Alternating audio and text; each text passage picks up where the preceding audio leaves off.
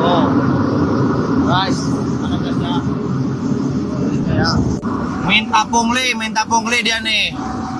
Nih, supirnya nih yang minta nih, PS92.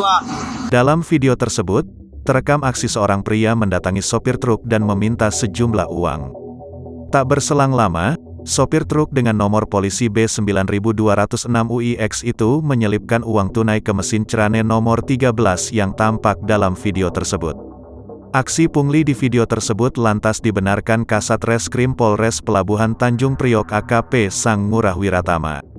Aksi pungli itu terjadi pada tanggal 19 Oktober tahun 2021 pukul 16 waktu Indonesia Barat di Terminal Peti Kemas Blok N4, JICT 1, Pelabuhan Tanjung Priok, Jakarta Utara.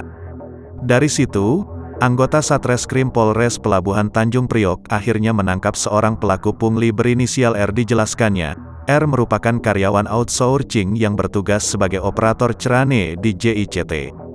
Di video tersebut, R meminta uang kepada korban sopir truk kontainer berinisial DH sebesar Rp5.000 agar proses pengangkutan barang berjalan lancar. Hasil pemeriksaan, sejauh ini pelaku hanya bertindak seorang diri dalam meminta pungli kepada para sopir truk kontainer.